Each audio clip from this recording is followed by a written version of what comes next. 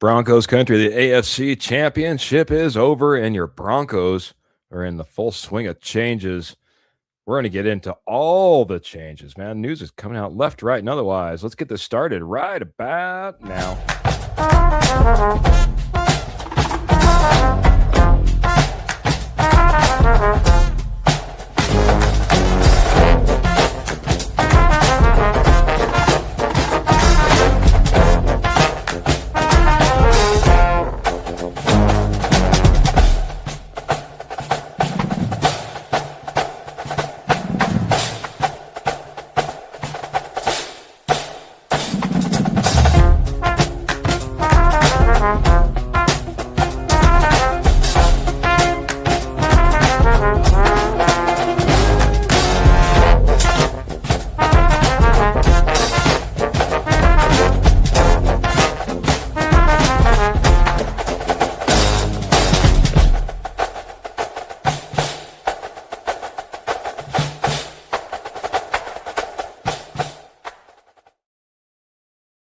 Welcome in Broncos country, another episode of the Denver Bronco Roundup podcast brought to you by Rocky Mountain Sports Network.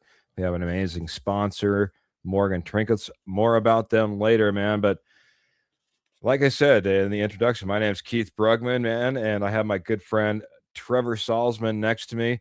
It is Denver Broncos in full swing, my friend. In off season, full swing. AFC Championship is over. And wasting no time in the NFL. Things are hopping, my friend. Welcome to the show, man. How you doing? Doing well, Keith. Excited to be here. Talk Broncos once again. Feels like it's been quite a while since I've been on here talking Broncos, but excited to be back and full swing off season. I mean, yeah, we have the Super Bowl to still up to and they got some Pro Bowl, the Pro Bowl and everything like that too. But I'm not sure a lot of people watch Pro Bowl much anymore. So, but have the Super Bowl, and then it's full offseason effect while the Super Bowl is up and coming. So, definitely got a lot of head coaching interviews and jobs that are getting filled in, and we're getting down to two teams left to fill head coaches. So. Going to be more staff changes, as offseason continues to go on and teams get set for their off seasons and plan their off season ahead. But looking forward to getting some Bronco news. As kind of warned people before, Keith, when before the off season began, I said enjoy, some of these coaches while you can, because I don't think this Broncos coaching staff, the exact same coaching staff, isn't going to come back. More than likely, you're going to see some change, some turnover, and that's exactly what you've seen over the last week or so. A week or so after the AFC Championship game, so you're already seeing changes to coaching staff. So probably more changes going forward, and as Sean Payton looks to fill some seats on his staff. Yeah, lots of seats to fill. Filling seats in the posse. We got our friends coming in already, like Pearl coming in and saying hello to everybody. Coming in here wants to talk a little Denver Broncos football. I want to start you off here, man. It wasn't even like listed in the agenda, but as my good friend Jerry Seinfeld once said, sometimes it's just all tied up and twisted up and together, I heard Sarah Bedinger over on Locked On Broncos talking about this, so I don't think I'm like talking off script here. And he was kind of going off on this. How big is this that Bo Nix basically calls a Zoom call to refute the report of his head coach saying that he was predisposed to an injury? I mean, we've already seen Bo Nix, Sean Payton, and their struggles. I mean, year one, you saw him get into it on the sidelines, and it was all like, "Oh, it's different. It's not Russell Wilson and Sean Payton. It's Bo Nix and Sean Payton." And then this year, I don't know how many times we saw Bo Nix screaming at the sideline, "Get the play call in. Get the call in. Come on, let's go, let's go, let's go, let's go." Frustration between Bo and Sean Payton. And now at the end of the season, his head coach really, and I think a lot of people are feeling this way, kind of speaking out of turn about his quarterback's injury in a contract year coming up for Bo Nix. This is a big year coming up for Bo Nix, year 3. Bo Nix now has to call a special Zoom call, and he's right on the snap to refute, what his coach has already said. It just seems, and I'm going to segue this a little bit for you as well. You pair that up with what what Joe Lombardi had to say after his exit out the building, and I'll let you talk about that if you wish. But it's there's a lot of changes happening, and I'm just wondering if these are dominoes falling. If you start looking at it in this particular way between Joe Lombardi, Bo Nix, and now we starting to see some other staff changes as they're taking their opportunities to go other places. Yeah, I mean, I think Sean Payton. We've all obviously all been around Sean Payton for a while and know kind of how he is. I think he was speaking out of turn when he was talking about Bo's injury history. I don't think that was necessary to say. I mean, if you want to have that conversation with Bo behind the scenes, I think that's more than okay. But I wouldn't say that about my quarterback. I mean, you're supposed to have your quarterbacks back a little bit, so it's kind of a cheap shot both back and forth. But this is Keith. This is the reason you need a guy like Davis Webb, because he's going to be the mediator between Sean Payton and Bo Nix. I mean, we've seen that he was trying to do that with Russell Wilson. The problem is with Russell Wilson was his play didn't back anything up. So you had no choice but to move off of Russell Wilson. At the end of the day, Bo Nix is a rookie on this team. He's a first-round pick. Do you think the Penners are going to let Sean Payton take another quarterback in round one? I don't think so.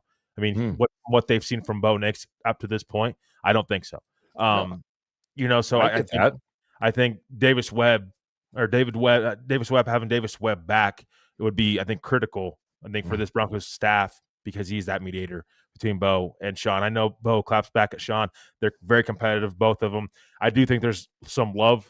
I mean, some love. I think there's more love that from what we obviously we don't see the love between those two, but I think there's more love behind the scenes than people like to, kind of get a chance to see. So, I mean, I understand Bo's comments there for sure, and I think again with Sean, hopefully they had a conversation. They were able to hash that out between the both of them. But yeah, I mean, I think that there's still. I mean, I wouldn't panic too much with that comment and remarks being said. And then when it comes to Lombardi being fired and let go, I mean, listen, this is the league. I mean, this is what happens. I mean, with Joe Lombardi, I mean, the offense wasn't good enough though in a lot of ways. I mean, so you had to expect some sort of changes happen to this offensive staff. I would have been a little more concerned if there wasn't, especially with your offense coordinator. I mean, I know Sean Payton is the OC. I get that 100%. But again, this is multiple years of you not being able to run the football effectively. This offense kind of still seems like it's not where it needs to be. There needs to be change, I think eventually. And you're going into year 3 with Bo Nix. I mean, you've got to be able to make changes. I think with Sean Payton, of course, there needs to be self-reflection of what he needs to do better and maybe pass the torch and, possibly let somebody else call plays. We'll get into that here in a little bit. But, yeah, I mean, this is a business. And I know Lombardi and Joe Lombardi and Sean Payton have been close for years, but it's just something that has to be done. I think with Sean Payton wanting to get that Super Bowl and to put his legacy on the map, and for him to be into the Hall of Fame and get this team, most importantly, another Super Bowl victory, I think you have to evaluate all options. And even if that means maybe possibly some of your close allies maybe being let go and parting ways. Well, you're certainly getting that. I guess that's certainly happening as of right now. I'm going to get to Pearl's comment. Sean is so closed mouth about stuff, but this physical health stuff should not be aired without the permission of Bo. And we, from the very get, this is what's weird about all of this. From the very get, what does Sean say? I'm not going to be talking about injuries. I'm not going to be talking about injuries with players. Don't expect me to be up here talking about injuries with players. And then he's coming out and saying, hey, he's had this injury multiple times, and now he's predisposed to it. And his quarterback's now out here backpedaling, going, whoa, what the heck, man? I thought we're not even talking about injuries. Now I got my coach jumping all over me saying I'm predisposed and and it was going to happen. And I've had multiple injuries throughout my entire career, and bringing attention to that, it's I don't know. I want to pair it with this. As Joe Lombardi is let go, and like you said, offense wasn't fantastic. Certainly had room for improvement, especially when it came to the running game. You can't stay stagnant in this league and expect to move forward. So yeah, Joe Lombardi is let go.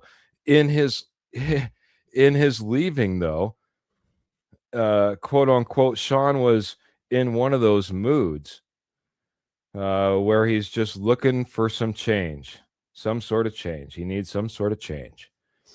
He's just in one of them moods. It doesn't feel good.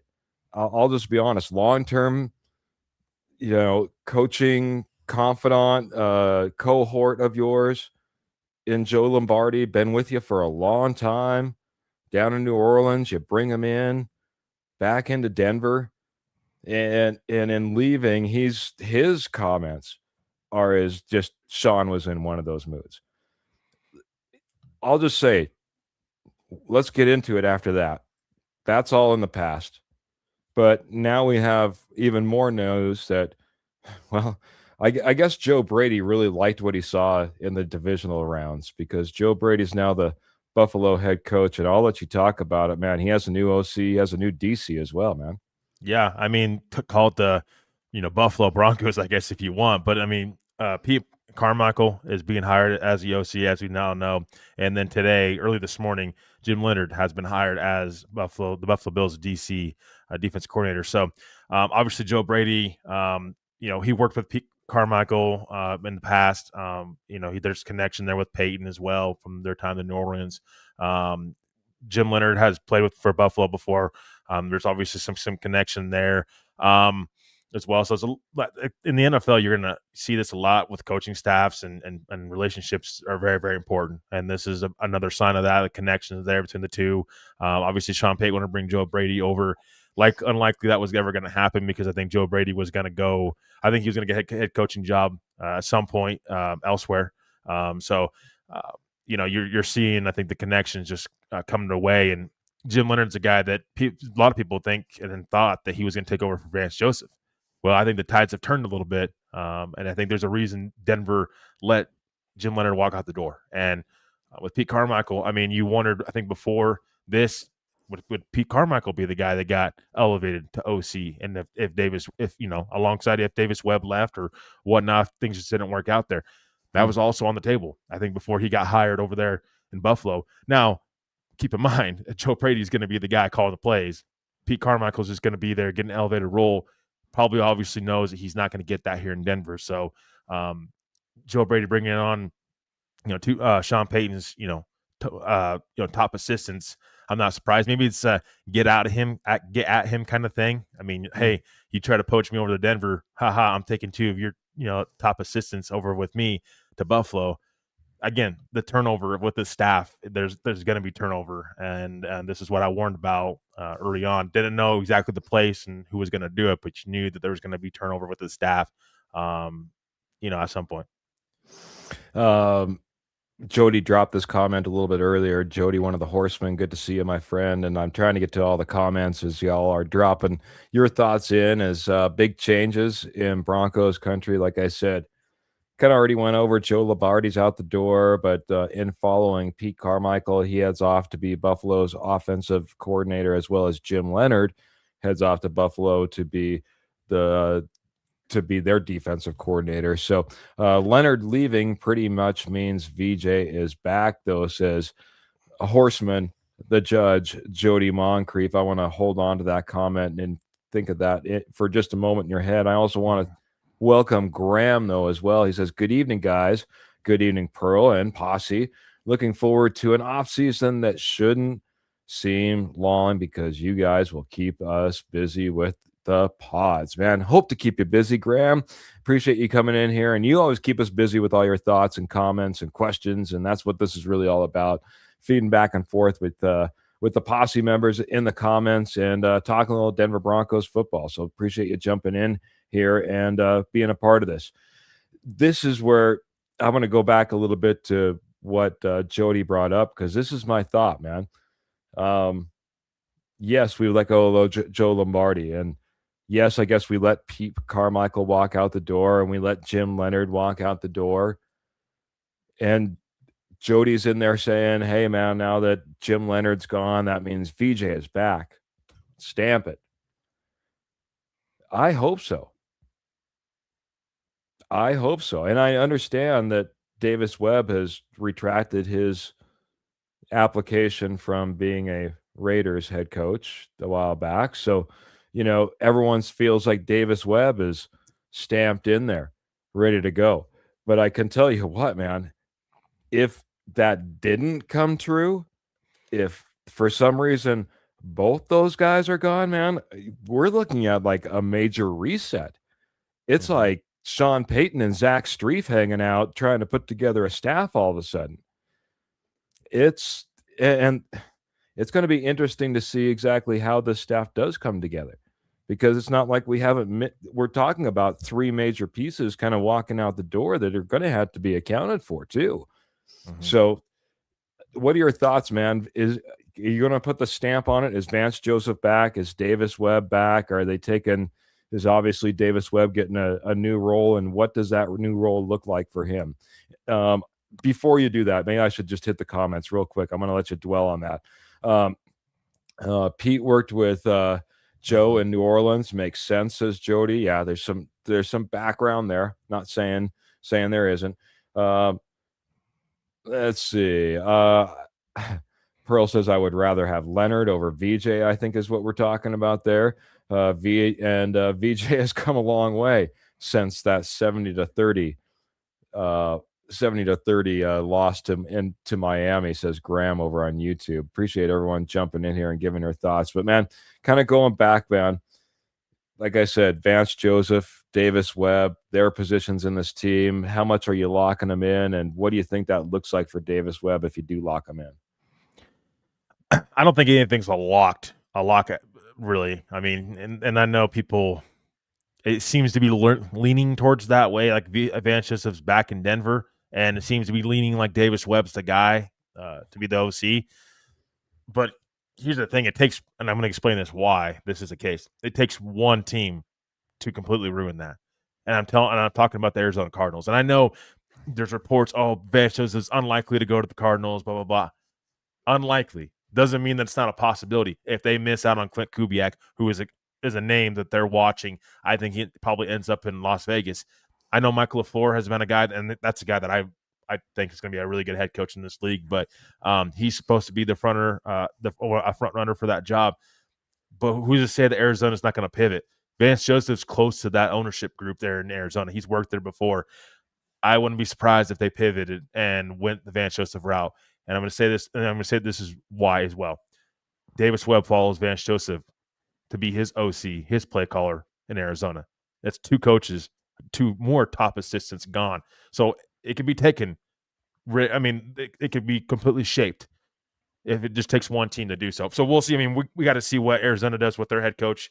Head coach first and foremost before I'm comfortable even saying that they're both locked to be back. I would never say that anything's a lock in this league because there's a lot of surprises. But I do think it's likely Vance Joseph's probably back. I would say with the pretty hefty pay raise though. I don't think he's coming back on his current deal. There's gonna be a pay raise in there if he's back in Denver. Davis Webb, that's the thing. Sean Payton was able to, or was willing to possibly give up play calling for Joe Brady. But would he do that for Davis Webb? I mean, I think so. I would hope so. I don't think Davis Webb's probably coming back if not. So I just worry about that a little bit. Like, would he actually do that for Davis Webb? There's probably a reason also, Keith, that there's an OC change as well. When you have a bright, up and coming young coach in Davis Webb, you probably want to promote him as soon as you can if you want him to stick around. And Sean Payton had high remarks for Davis Webb, so I would say that's the way this is leaning. I would say a guy like Ronald Curry, expect him to be considered added to the staff too.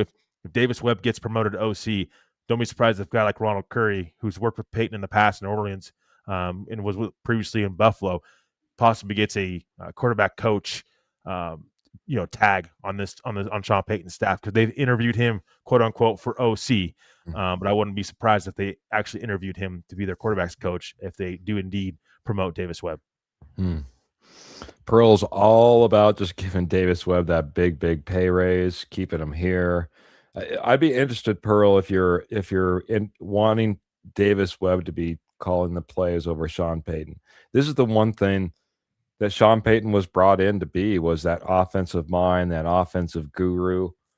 Obviously Joe Lombardi was kind of a placeholder OC as far as that's concerned, because he wasn't out there calling plays for Sean Payton. He gets the axe nonetheless, but now it really it comes to a head a little bit. You have a guy like Davis Webb who has the opportunity to do a lot of different things, be a head coach, potentially be a play caller someplace else.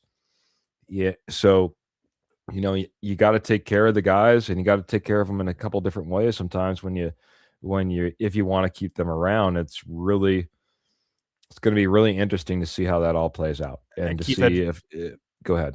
No, go ahead, finish, because this is different. Because Sean Payton will be the big decision maker in that, in order to decide whether he wants to give that up, and he has obviously a pretty good reins on what happens in this organization. Well, and I think that's clear as day too. Is like, I think he might be looking for an experienced play caller though, Keith. That's the thing. Joe he's a experienced play caller in this league. Davis Webb hasn't been. I mean, he's called plays in the preseason games, but not during the regular season. That's what I'm saying. Like, I don't know that I'm gonna lock that in, because I wouldn't be surprised if we hear next week that there's more candidates that they're going to interview for that OC job, and possibly somebody with experience, so that could take it off Sean Payton's list a little bit of things to do, maybe, so he can be that CEO head coach. And I think I would be on board with that if it's the right candidate. But I just wonder if Sean Payton kind of dipped his toe into that Joe Brady kind of candidacy, that he's looking for an experienced play caller to be his OC. Yes, Joe Lombardi, you can say that was the case, but this offense hasn't been good under Joe Lombardi either. So it could go either way. Davis Webb be the OC, possibly. Maybe that was the whole reason they hired Lombardi, or Sean Payton's looking for an experienced play caller to bring to Denver to help this offense get over that hump. Keith, I also want to mention the Broncos will not receive comp picks back for Jim Leonard. It is actually a minority candidates that you get comp picks back for in general. So if Vance Joseph gets a head coaching job, you'll get the 2 third-round draft picks, but the Broncos will not see comp picks back for Jim Leonard getting hired to go to Buffalo. Thanks, man. Appreciate you chiming in on that and keeping us up to speed on exactly what that means. Now, it will be interesting to see if we have comp picks otherwise in this draft, but thanks for answering that when it comes to regard to the coaches. Also, it's not like when Sean Payton came to Denver and we were actually trading for him and they were getting picks in that regard either. So that didn't happen with Jim Leonard or Carmichael either. I got to get to Phil, because Phil just jumped in here. He has a big comment, but he also has big stars, dropping 100 stars and helping us out, man, here in the off season, man. We appreciate it. Phil says, good evening, Keith and Rocket Man. I doubt Webb would get complete play calling if promoted. Payton will keep his hands in play calling. I am wondering how Payton is being blamed for play calling with a 14-3 regular season win total. Going to be interesting. Hey, Phil, bring in a little bit of levity and bring in a little bit of stars, man. 14-3 season. Your starting quarterback goes down. You lose in the AFC championship by 3 points. And Phil's like, you're going to start questioning the guy that got you there? That guy that was over there giving all the play calls all year long, that took you to a 14-3 season and to an AFC championship. And if it wasn't maybe for your starting quarterback, we'd be having a completely different podcast right about now. Great thinking, Phil. And I just appreciate the levity that you bring to this. It's wild that we are, but we also see the frustrations. We see sometimes the run the ball and we don't run the ball. We see the Bo Nix being frustrated with the play calls, getting in on time, and there's nothing wrong with a guy that's at the level that Sean Payton is, looking at it from a little bit higher level position and not feeling like he has to be down in the trenches teaching the guys how to block necessarily. It's okay to let that go if you have the right guy in place.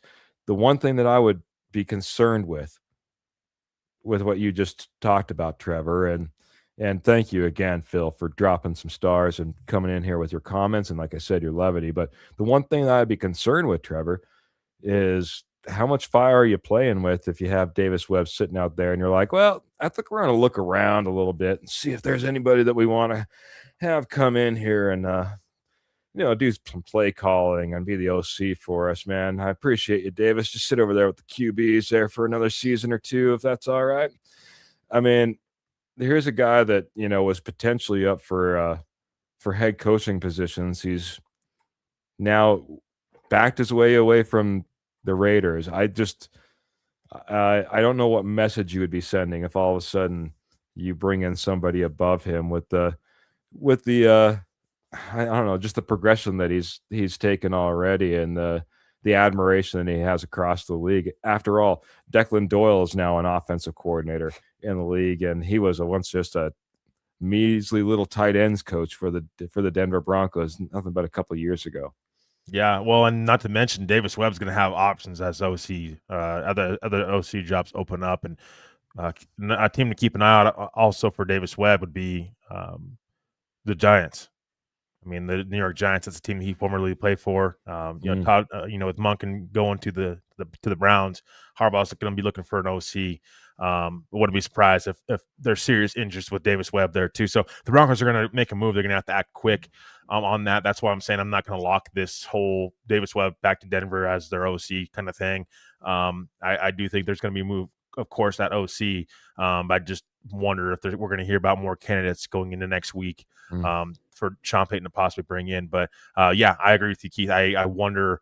I think if Davis Webb comes back, there's going to have to be something in writing that, like, he's the guy calling plays. I mean, and he's the guy designing, this offense, and it's his offense as well. I mean, more than anything, because if you're going to stay and you're going to take that OC job, you don't want to get blamed for Sean Payton calling plays behind the scenes or drawing up plays behind the scenes. Yeah, I understand those two are going to have to coincide and they're going to have to discuss how to make this offense better.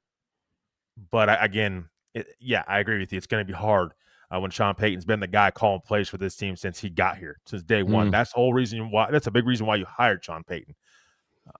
Was first to get the culture right and get this team going, but also to get this offense going. And it's been up and down. There's been a lot of up and down. So I do hope that Sean Payton takes that off of his, plate a little bit, going through an experienced OC that's out there, or route if he doesn't bring back Davis Webb. So I agree with you, Keith. Davis Webb, you got to wonder if you're Davis Webb, and would I really be the one calling plays because Sean likes to kind of meddle a little bit.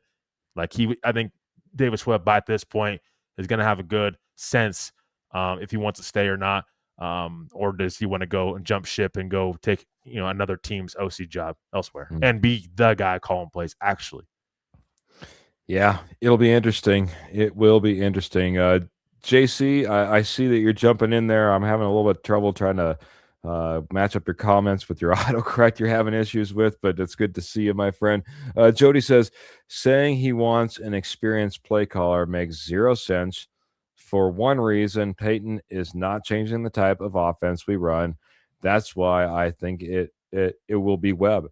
He says that we had to meet the Rooney rule, and now that that's been taken care of, I guess he's expecting Webb to be the guy, man, and take over that position. So, I was gonna mention something really quick, Keith. Yes, go right ahead. So I get that, but I get what Jody's saying. But here's the thing: they had serious interest in Joe Brady. What's Joe Brady? He's an experienced play caller. There's still experienced play callers out there.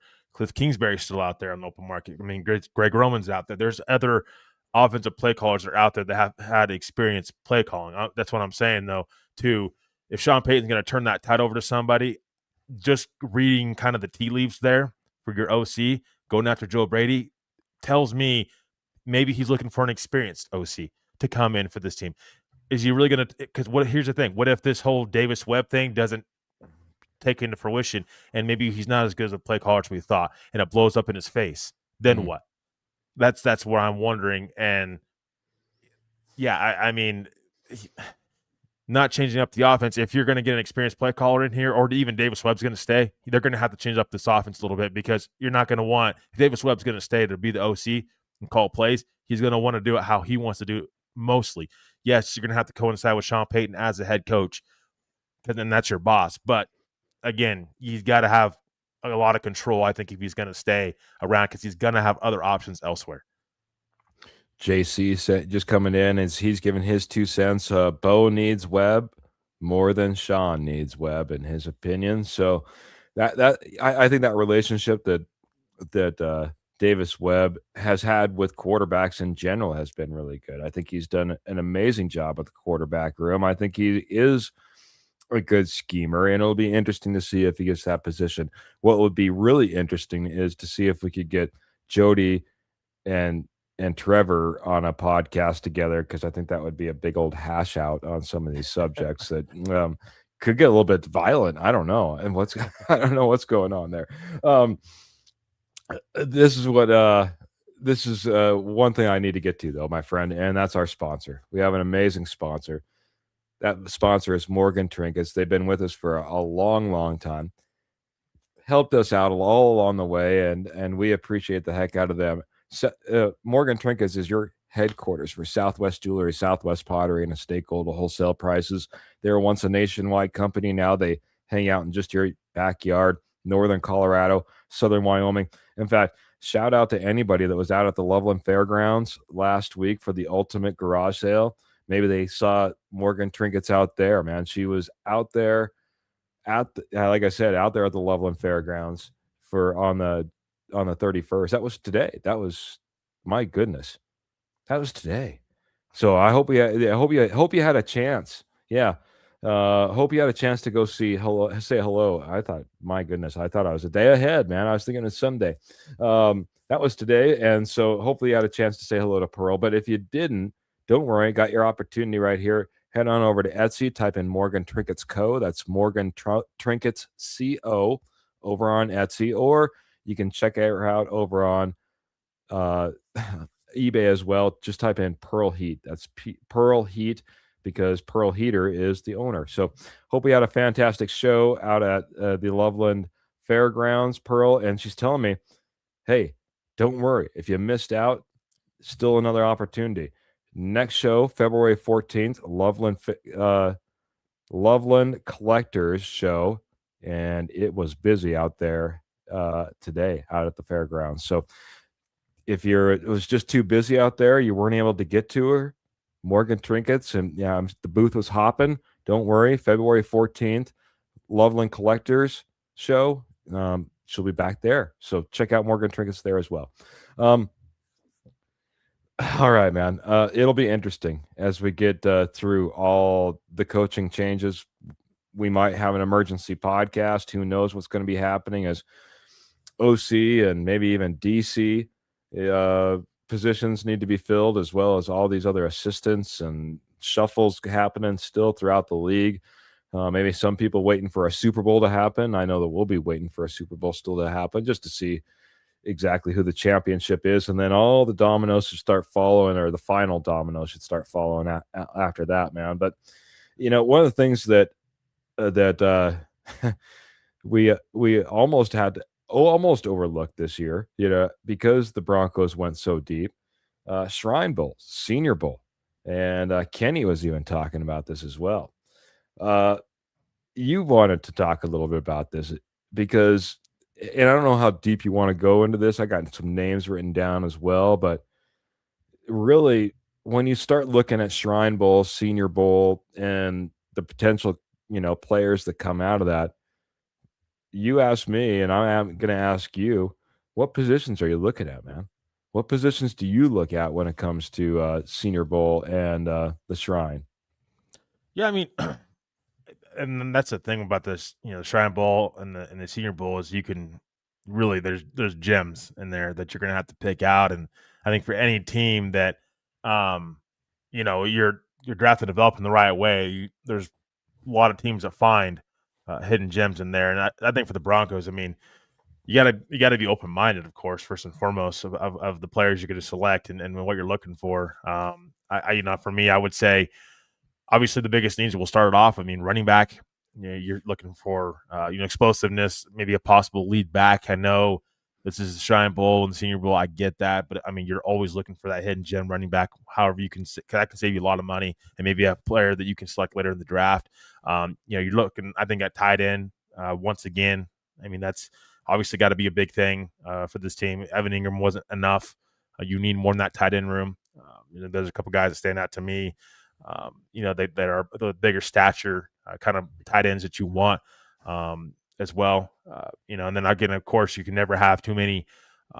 Cornerbacks can never have too many interior defensive linemen. As I've talked about multiple times, as this team needs to fill that area and get younger there, and that's the thing. You're looking to get younger, Keith, and you're looking to not only find gems and players that can stick to this roster, but looking to get younger and get younger at premium positions if you can. Because that can really save you a lot of money, a lot of headache going forward. So those are just a couple positions that I'm looking at. Special teams, I think, is always in there as well. You always got to be looking at special teams. I know that's not the headliner kind of thing to say, but you're looking for athletes and what these guys can do on the field. And it's really, for me, it's about the practices more than anything. Though it's I know they have the games and whatnot, but I pay more attention to the practices than I think games, because you've seen these players do drills after drills. And the games, I mean, yeah, you're seeing live game action, but the drills is really, I think, where you get a chance to catch on and see what these guys are really going to do. And then, of course, the interviews are huge, and that's something unfortunately we don't get access to. But that's absolutely huge. When it comes to finding players and bringing in the right players, as Broncos ownership has talked about. Greg Penner just talked about that the other day. We're going to bring in the right players. Not talking about just fit on the football field, talking about players in the locker room, the culture, fit your culture. There's so much that comes into play of selecting a player in the draft or bringing in undrafted free agents. You don't want to bring in the wrong guy. And that's on and off the field.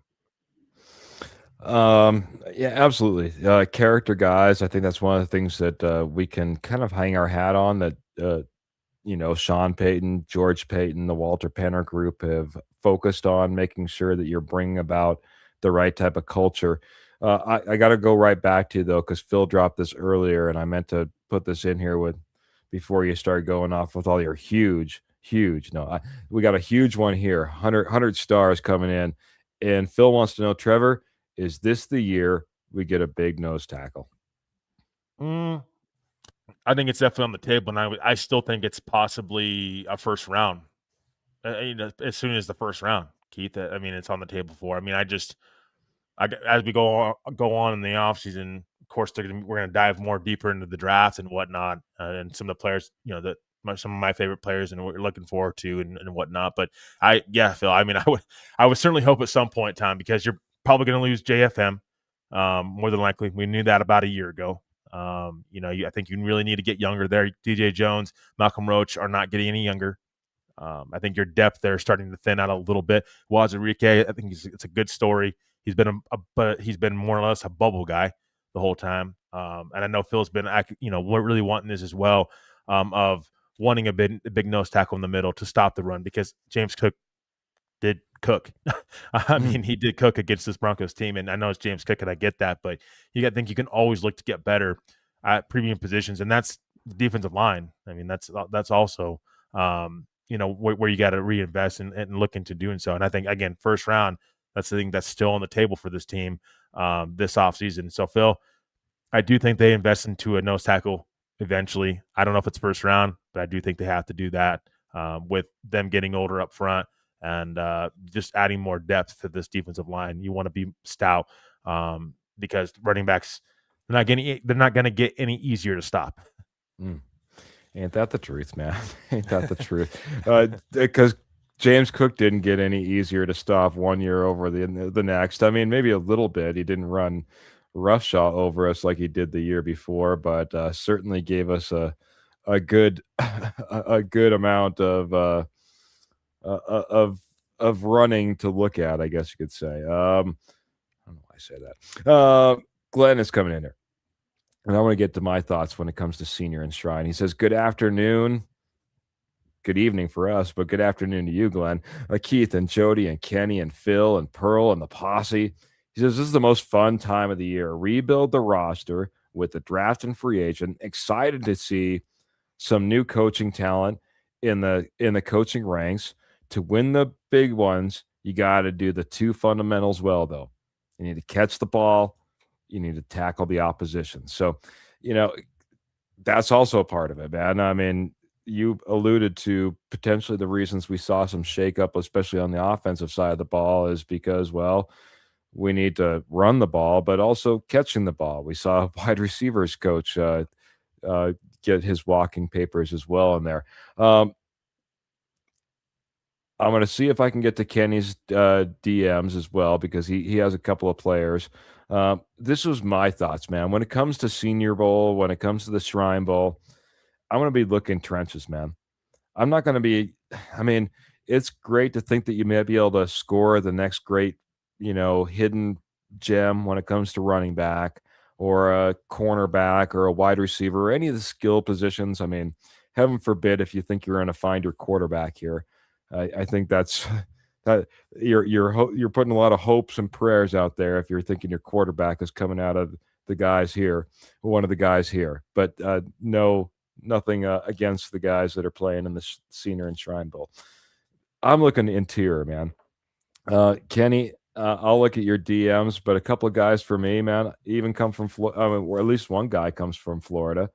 Caleb Banks, guy that had a little bit of injury, interior defensive tackle. There's lots of names. I mean, Lee Hunter had an amazing Senior Bowl. Going over to the Shrine Bowl, Aaron Hall over at Duke, defensive lineman.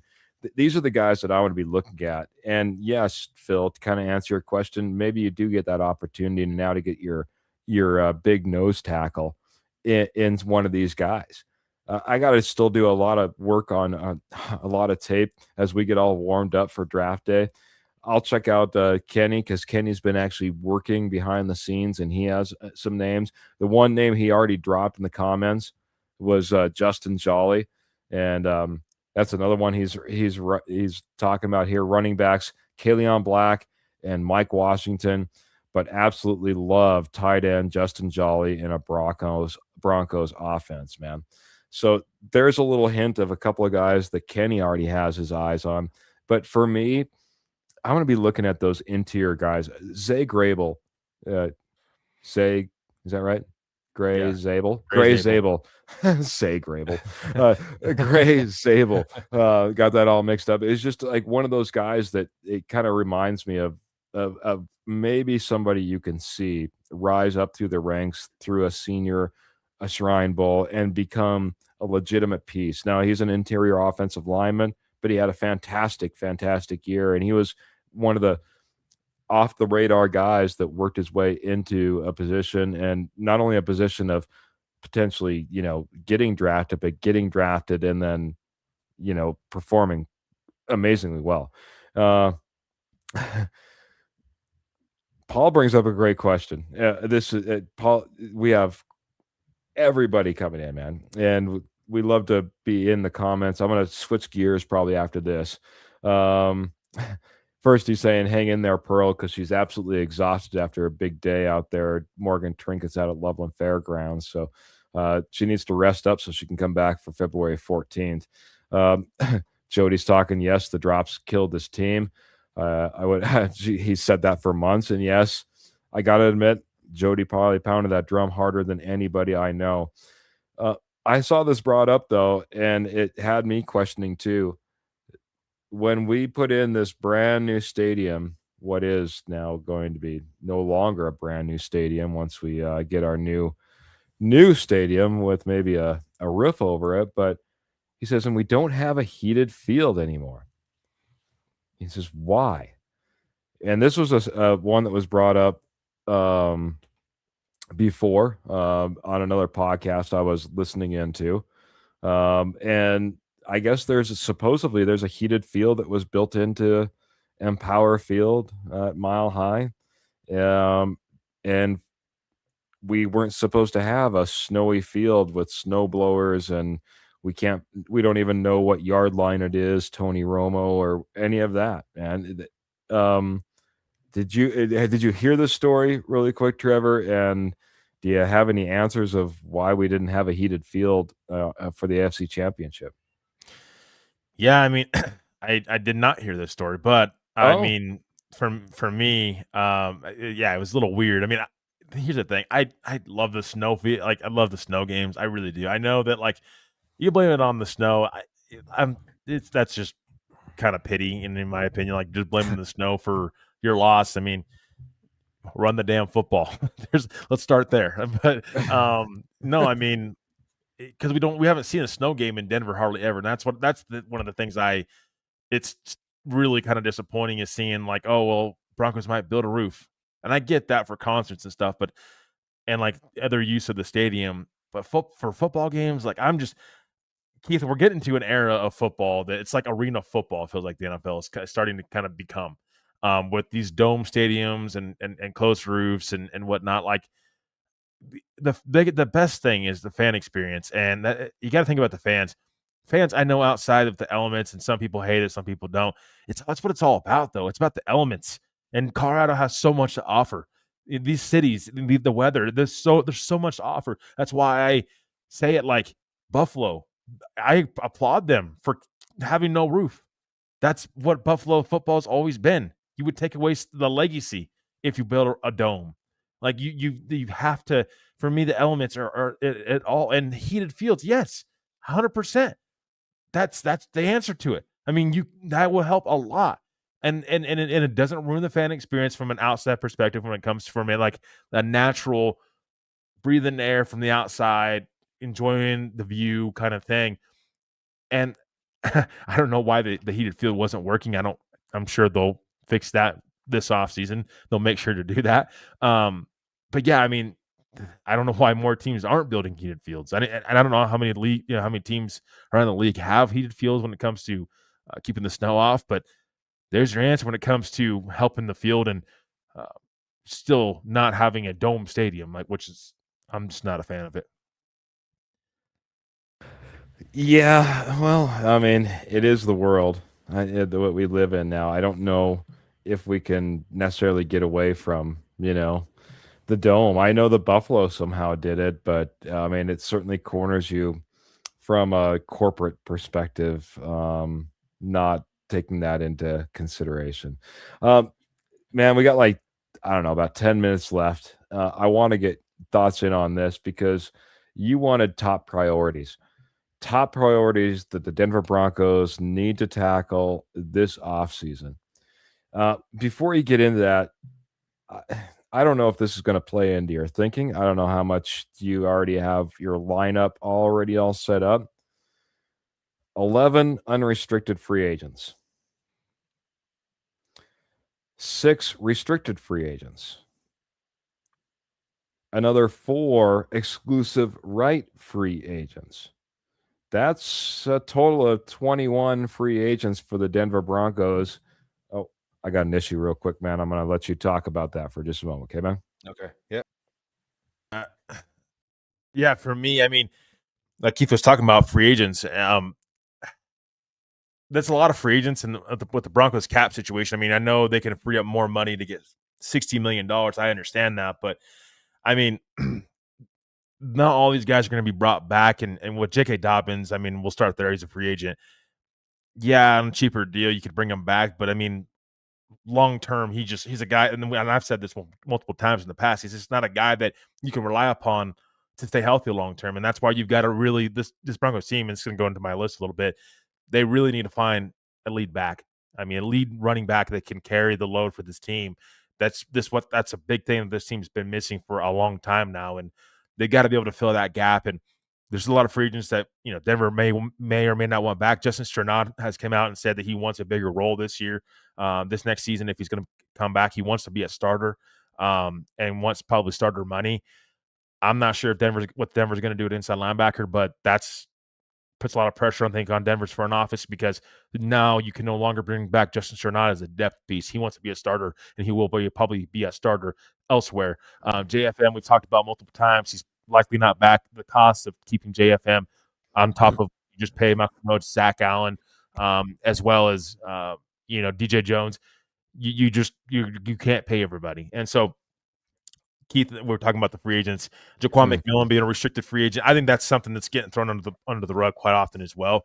I know the Broncos just, took Jahadi Barron last year, the first round of the draft. I understand that, but you got to figure out a way to bring back Jaquan McMillan. He was a big part of this defense and a big part of what the Broncos were about in the secondary and really held his own. So that's a big piece of that I do hope they get that deal done sooner rather than later, or find some sort of resolution. But yeah, Keith, you're right. I mean, a lot of free agents for this Denver Broncos team. A lot of them probably are not going to be back. Keith, I also kind of brought up Justin Strnad and him out and saying he wants to be a starter or he's going to be elsewhere, pretty much.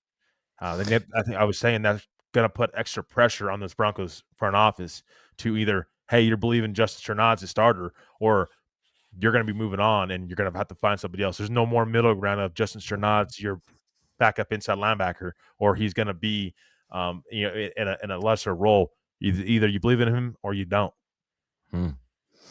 Yeah, lots of decisions to be made. I mean, Paul is trying to make a decision. He says that he thinks the Baron will be replacing Riley Moss in a year or from now. So maybe a different direction than we thought that we would go with Baron, maybe taking over Jaleel McLaughlin. I'm sorry. Jaleel McLaughlin's position. Jaquan McMillan. I always do that, man. I don't know why, man. One of those guys should go. No, maybe. maybe. They're both restricted free agents, so we have the opportunity, and that's exactly what I wanted to get to, man. Because a lot of times when you're like, oh, we got a lot of free agents. Well, are they free agents that matter?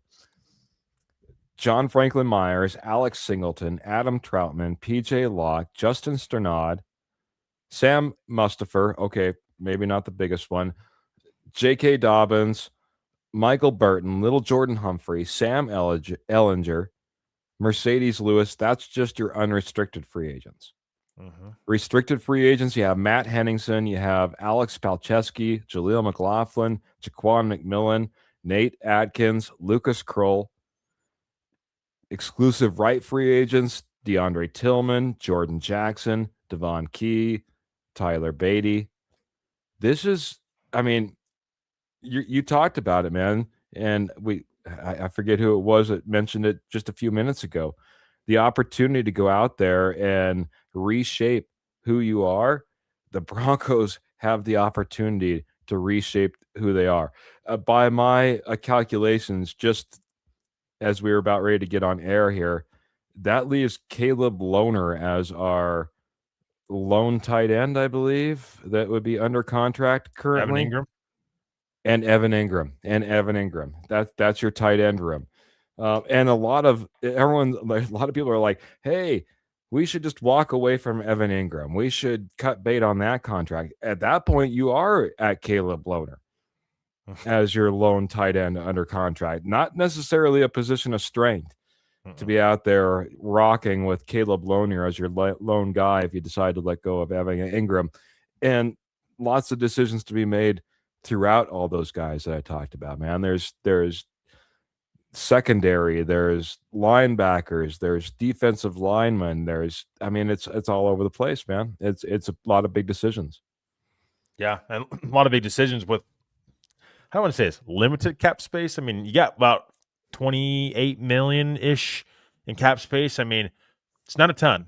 I know we're talking about this team getting off Russell Wilson's dead cap and having more flexibility. Yes, but they also just got done paying a lot of players, and that costed them as well. So, and they can always create flexibility with like releasing Ben Powers or restructuring contracts. We know this team's going to probably do that. I fully expect them to restructure contracts and free up more cap space because this team, I think they realize they they were a game away from the Super Bowl. I mean, I think you got to some point in time you got to push those chips in more and more and make this roster better. Really fill in these holes to this team, and you're gonna have cap space to for your draft picks as well. So a lot to be determined for this Broncos team when it comes to free agents you bring back, and there's gonna be turnover on this roster, no doubt about it. But it's the right free agents you bring back. It's going to be key for this Broncos front office. Yeah. Goodbye to Evan Ingram, says Jody. We also had Paul coming in and saying that the cap will go up, and he says 95% of all the names I just talked about can be gone as far as he's concerned. Jody likes to keep lock, and either Justin Sternad or Alex Singleton, one of the two. If not, he's ready to check out on most of those names as well. So, and projections of maybe 305 million, according to Paul, when he's typing it into the old AI these days, trying to get an idea of where the cap might come in.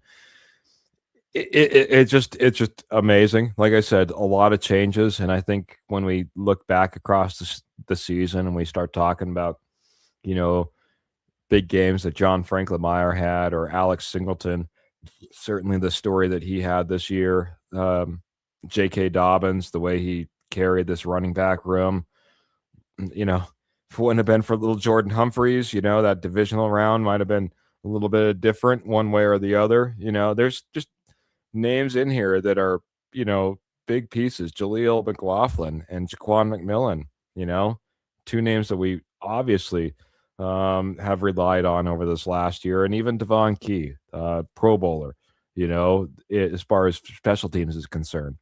That's a name that we could see walk out the door. And that's just a shortened list of what I was just talking about. So, man, you guys keep blowing it up in these comments. Thank you guys so much, man. I appreciate it. Glenn, I'll get your comment in here. He says the most important facet now is to draft and sign players that fit the offense and the defense. Tight end wise, we can get 2 starters mid-round from between the second and the fifth round of a draft. Block and catch. Running backs have to block and catch. Wide receivers have to block. Linebackers tackle and cover. Defensive tackles are the run tractors. Interior offensive linemen run blockers. A young, hard safety. Think about corner when Moss contract is up. If BPA too. Lots, Glenn. Holy cow, man. We're going to get you, getting us all ready for the draft and free agency. Lots of ideas on what we should be looking at, and we'll see if we can coordinate those all together, man. But wow, like I said, reshaping of this team, man. We started off with coaches. We're talking now about the free agents, and I didn't even get to your priorities. I guess you should rattle off a priority or two as well, my friend. No, I was just gonna, I mean, we can even save that for when we've got a long off season. We can even save those priorities for a show in itself. Okay. I think that'd be awesome for everybody and great discussion. But Keith, my question was, there's been a lot of rumors out there that the Broncos should really invest. I mean, like top of the dollar in this running back for a running back in free agency, like Breece Hall, talking about Kenneth Walker, who guys are going to get paid. Are you buying that this team needs to? And this is questions for the posse as well. Are you buying that this team needs to invest top dollar for a running back this offseason? We've not seen Sean Payton do that yet. He's done everything possible to go away from that. Getting, signing J.K. Dobbins for league minimum, drafting R.J. Harvey in the second round. They had Javonte before, and he's had kind of other guys, depth pieces behind them. He's really never done that here in Denver yet. Are you buying that this team needs to fully invest into the running back room and go top of the market value for a running back this offseason?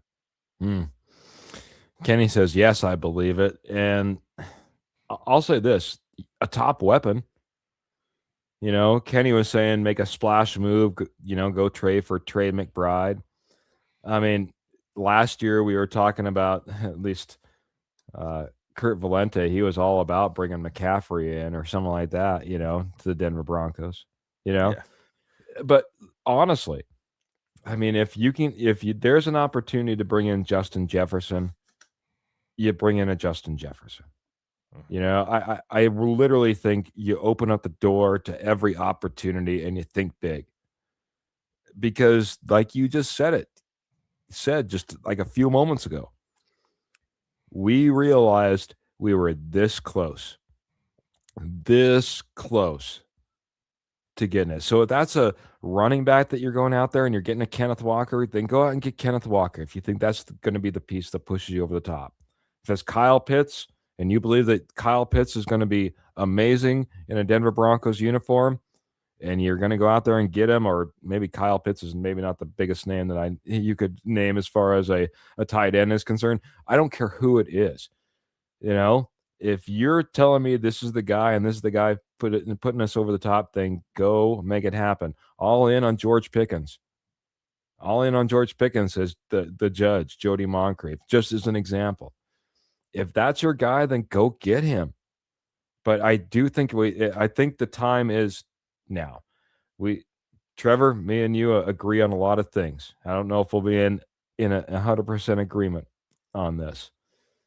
But because we're a build slow, do it through the draft, make calculated moves. But at some point, you got to take a swing too.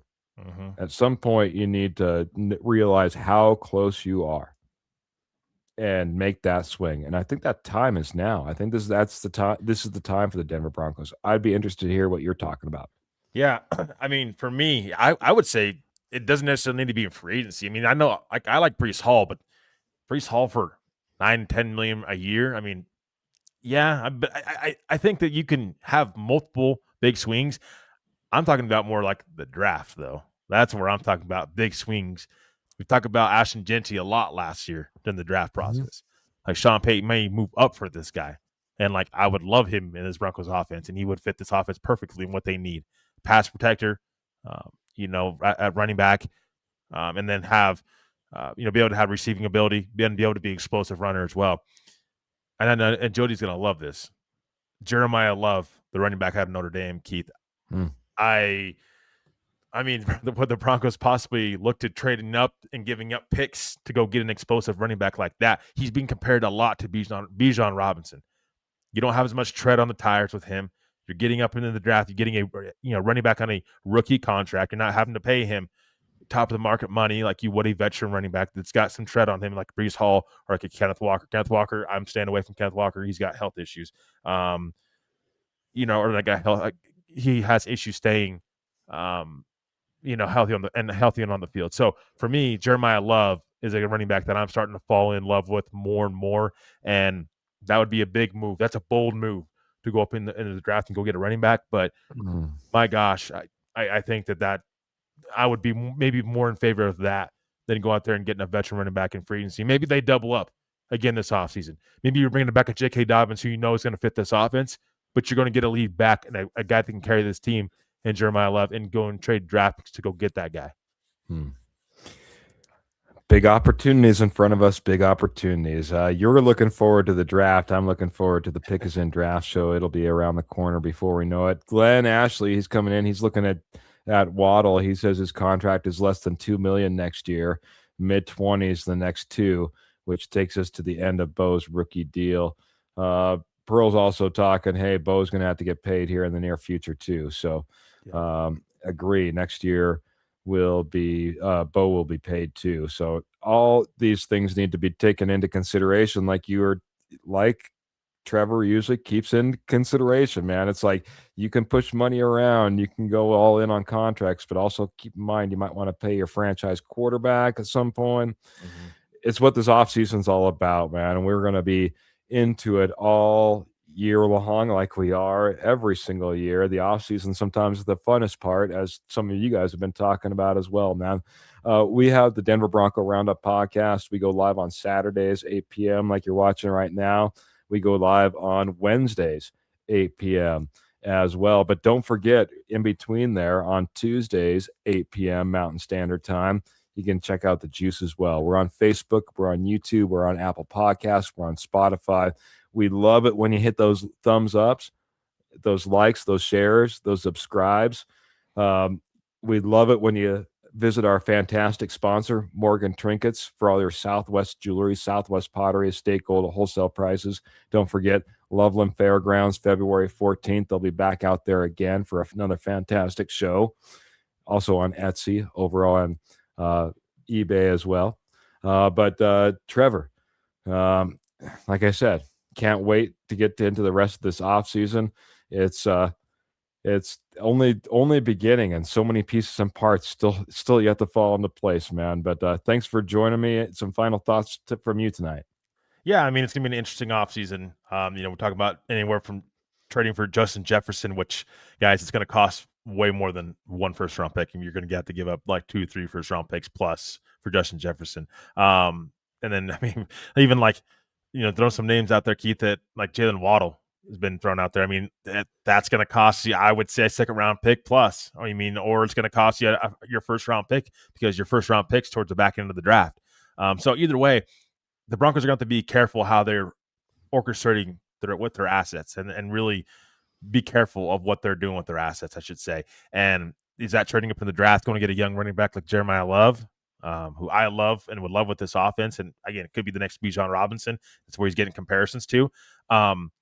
Or are you going to invest in that into a wide receiver like Justin Jefferson, or a wide receiver like Jalen Waddle? Jalen Waddle, you could probably get him for a first round pick alone by itself. I think that would get Miami would move off Jalen Waddle just with one first round pick. Justin Jefferson is going to cost you a lot, so you got to be prepared for that. But it's going to be interesting to see what the Broncos decide to do. Again, there's a lot of more shows and a lot more we have to cover.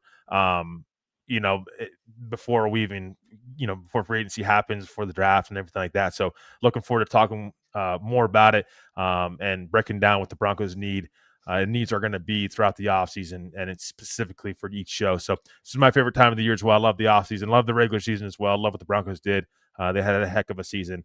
Definitely something to be proud about, but you get a chance to make your team better this offseason. There's a lot of excitement that should be happening in Broncos country. So hope everybody has a great rest of your weekend. And enjoy it. Hopefully there's good weather around everywhere else for everybody. So, but I really want to appreciate and thank our fans, Keith, for always liking, sharing, subscribing, and just being a part of the posse, being in the comments, or even watching after the fact. I hope everybody is doing well and has a great rest of your weekend. We'll see you next time. And as always, go Broncos. Go Broncos, Trevor. Go Broncos always, man. Rocking during the regular season, rocking during the postseason, and then right into the offseason as well, man. That close, man. AFC Championship hurt, man, but we turned the page, man. We turned the page, and we're going to have some new offensive assistants and defensive assistants, and maybe a different play caller, an offensive coordinator, and who knows, maybe our defensive coordinator's out the door, and we have all these free agents, and we'll have the draft coming around the corner and free agency, man. It's jam-packed, it's full, it's exciting, and I can't wait to be breaking it down all the way along the way. Again, thanks to all the posse members jumping in here, being a part of the conversation. Jesse, I saw you came in here late. Love you coming in the conversation over on YouTube. Thank you so much. Thanks to everybody. Phil McLaughlin jumping in here with some stars. We appreciate that. But posse members, we do got to run. We do it one way. We do it one way only. Make sure you keep those boots in the stirrups, guns in the holsters, and, of course, the Denver Broncos right there in your heart. Until next episode, we're out of here. Have a great night, everybody. Fantastic weekend.